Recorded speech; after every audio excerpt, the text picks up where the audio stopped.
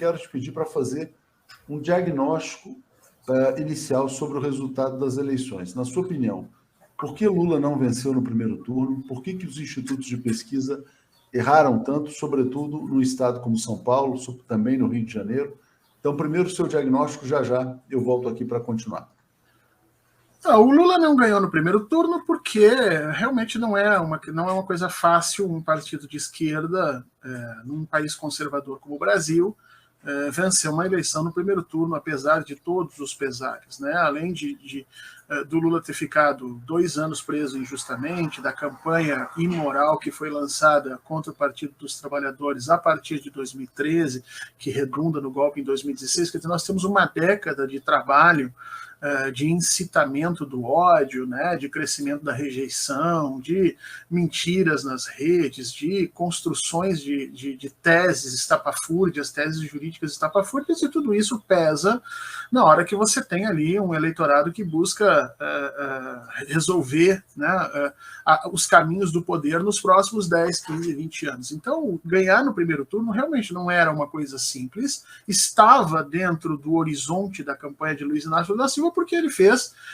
trabalhou o suficiente para que estivesse lá, mas não era nenhuma certeza. O que realmente impressionou não foi o Lula não ter ido para o segundo turno, isso estava na conta. O que impressionou é que das mais de 750, 760, a última vez que eu olhei eram 757 pesquisas para presidente que foram feitas só em 2022, apenas 4% delas davam Jair Bolsonaro com 40 pontos percentuais, né, nessa disputa. Todas elas davam com menos, tinha pesquisa dando com 31%. Quando abrem-se as urnas, Jair Bolsonaro está com 43 ponto alguma coisa, 43,2, 43,4, né? E isso é um erro brutal. E pesquisas, a gente não pode ter uma pesquisa e achar que a gente pode analisar ela como se fosse um mosaico, né? Onde eu separo as pecinhas e vejo onde acertou e onde errou. Não, aqui ela acertou no Lula, veja bem, ela acertou no candidato tal, mas ela... Não, ocorre que a gente tem que trabalhar a ideia do erro total da pesquisa. Quer dizer, errou de forma absurda, as pesquisas erraram. Nós temos que perguntar por que elas erraram, né?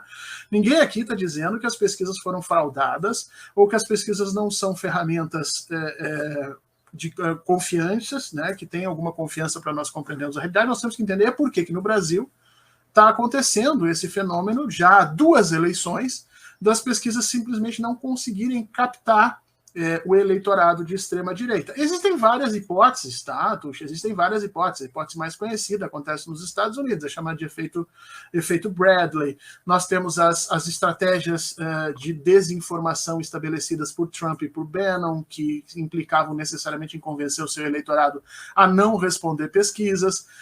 E nós temos uma série de outras análises, de outras hipóteses para colocar aqui. Então, o grande problema é que essas hipóteses são excludentes. Esse é que o grande nó da coisa, né?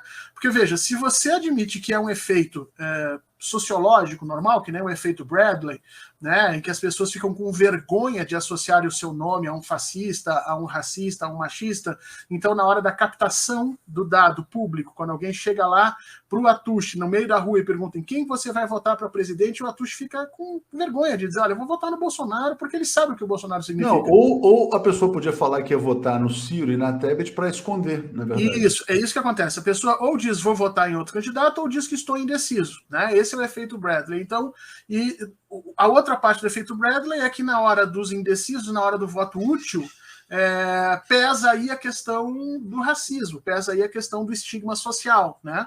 E a gente sabe que Luiz Inácio Lula da Silva, para toda a elite brasileira, é negro, né? Negro carrega todos os estigmas que historicamente sempre se colocou na população negra, quer dizer, então, se a gente imaginar que é isso, bom, isso é contornável por meio metodológico, a gente tem como medir esse efeito, verificar se ele existe na sociedade, os institutos se adequarem a isso, construírem questionários que já trabalhem essa questão, porque os nossos questionários das pesquisas são muito pobres em termos metodológicos, mas enfim, essa é uma situação. Agora, a outra alternativa é que nós estamos enxergando o fascismo bolsonarista em pleno desenvolvimento, Atush.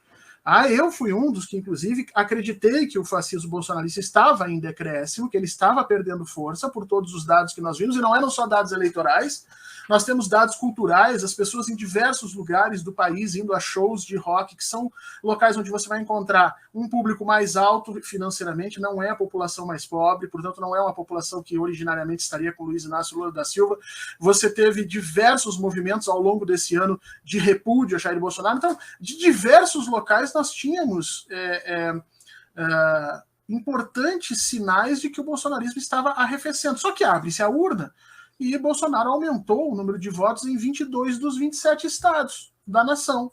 Então, isso significa que não, que o bolsonarismo não está arrefecendo. E aí, quando a gente vai olhar o que aconteceu no legislativo, a gente fica apavorado, porque o bolsonarismo desmontou os partidos de centro, centro-direita e até mesmo de centro-esquerda.